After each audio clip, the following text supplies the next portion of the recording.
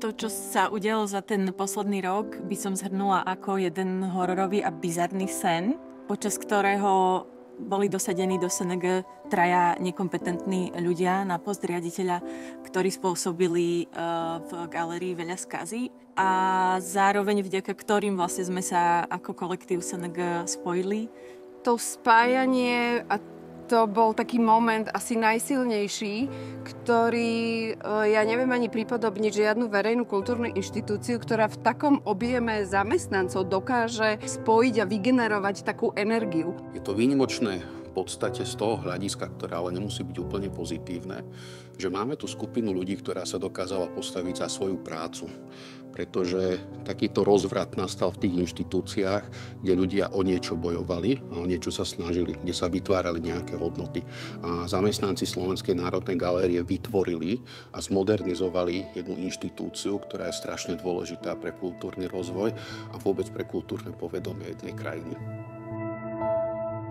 My sme fakt verili, že robíme niečo pre nejaké vyššie dobro a pre spoločnosť. Fakt sme to milovali a chceli sme to zachrániť.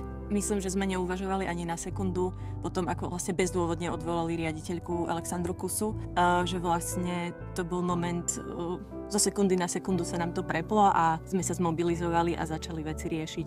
My sme sa stretávali ako kolektív Slovenskej národnej galérie veľmi pravidelne. A neustále sme sa snažili nájsť nejakú stratégiu, akým spôsobom ozvučiť to, čo sa deje v Slovenskej národnej galérii priamo ministerke kultúry a ako dosiahnuť to, aby sa s nami začala rozprávať a aby nás vypočula, čím si tu prechádzame. A všetko, čo sme robili, všetky rozhodnutia boli po spoločnom hlasovaní a vždycky sme sa na tom konsenzuálne dohodli. To je aj nejaký princíp spolupráce a kolektívneho myslenia, ktoré proste na tom ministerstve absolútne chýba. Ja mám to šťastie, že som sa s nimi mohol rozprávať aj o veciach, ktoré verejnosť nevie.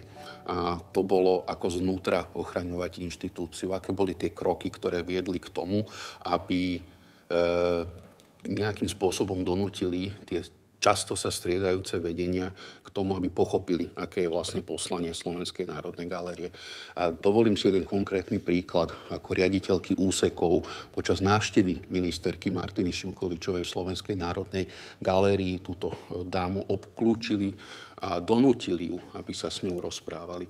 Ona im tam samozrejme niečo slúbila, čo potom nedodržala, ale že tá vnútorná aktivita, alebo všetko to, čo oni dokázali vykonať a ustáť, to bolo od vyjadrení smerom verejnosti až k tomu, aby tých aktérov Ministerstva kultúry nútili k dialógu. Výsledky týchto dialógov vieme, aké boli. To znamená, že neboli veľmi prínosné, ale dá sa povedať, že tieto naše kolegyne a kolegovia urobili prakticky všetko preto, aby Slovenskú národnú galériu v tej svojej čestnej podobe zachránili. Kolektívna výpoveď je výnimočná. A bohužiaľ.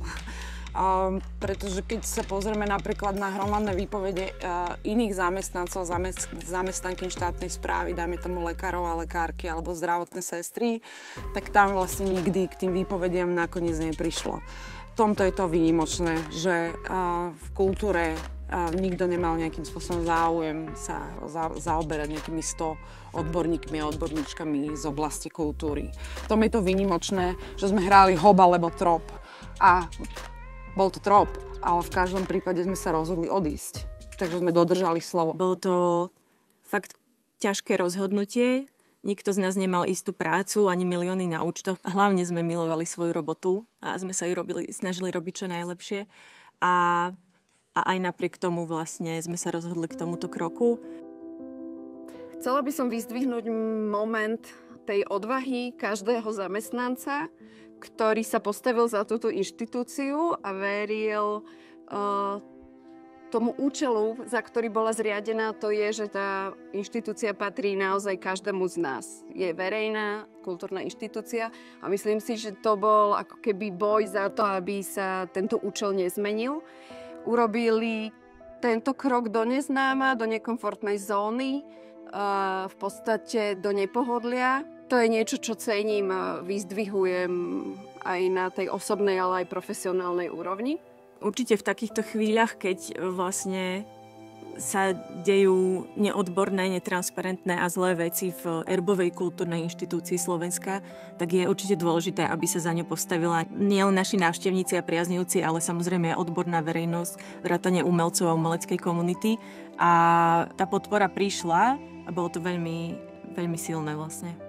Boli tu silné iniciatívy ako Otvorená kultúra a Umenie nebude ticho, ktoré sú pre nás veľmi dôležité. Ako pre kultúrnu galerijnú inštitúciu hlas umelcov a kultúrneho sektora je tá najdôležitejšia spätná väzba, či ste robili svoju prácu dobre. Takže pre nás to bolo zásadné, dôležité a sme vďační, že existujú. Cítila som obrovskú solidaritu ľudí, ktorí mi ponúkali prácu a starali sa o mňa, pýtali sa ma, ako sa mám. To je niečo pre mňa asi najvzácnejšie, čo som si z tohto mohla odniesť. Vzalo to mne osobne, ale myslím si aj, že aj občanom Slovenska, aj Bratislava, aj všetkým, to viete, čo vzalo, že táto budova, ktorá je za mnou, že nemohla sa dostať na tú mapu zahraničia a nemohla odpáliť svoj perfektný štart, pretože sme naozaj za ten rok tú budovu alebo aj tie výstavy a tú činnosť posunuli naozaj na úroveň, ktorá už sa nachádza na tej mape nielen Slovenska. A toto nám všetkým vzalo. Ak sa pozrieme, že kde nastali tieto veľké prepúšťania a v zásade organizačné zmeny, tak to boli inštitúcie, ktoré mali za sebou, nechcem to nazvať bojom, ale v slovenských podmienkach to boli naozaj bojové záležitosti. Či to bolo Múzeum Betliar, Literárne centrum, FPU alebo Slovenská národná galéria. Toto boli inštitúcie, ktoré boli na novo formulované, ich poslania boli na novo nejakým spôsobom nastavené a za zamestnancami týchto inštitúcií bola veľká práca. To znamená, že bolo tam niečo, na čo mohli byť hrdí a čo považovali za svoje dielo. A preto, ak sa niekto dotkol tohto diela takým spôsobom, ako to urobila administrácia Martiny Šimkovičovej, tak to vnímali aj ako osobný útok. A potom je to vzopätie proti takejto sile jednotnejšie, razantnejšie a v princípoch pevnejšie. Po ministerke v podstate ostáva spálená zem. A kultúra je veľmi zranená a neviem, či sa to dá úplne navrátiť do pôvodného stavu. Myslím si, že kultúra bude veľmi, veľmi zranená. Spomínam si, keď som na poslednom našom vianočnom večierku, keď sme vedeli, že odchádzame a že ľudia podajú tie výpovede, tak som povedala, že môžu nám zobrať budovu, môžu nám zobrať kancelárie, môžu nám zobrať čokoľvek, ale jediné, čo nám nezoberú, sú ľudia a sú to naše vzťahy. A s odstupom času, keď sa pozerám na tú prázdnu budovu, tak je to úplná pravda. Majú budovu, majú ten komfort, ale do tej budovy nevniesli absolútne život, nechodia tam ľudia. A tá komunita SNG ľudí ostala, prepája sa, tá kvalita ostala v tom kultúrnom sektore a niekde sa vyplaví. A dúfam a myslím, že môžem povedať za všetkých kolegov alebo väčšinu kolegov a kolegyň, že sme hrdí na to, že sme sa postavili za niečo, čo sme považovali za správne a nepohodlné.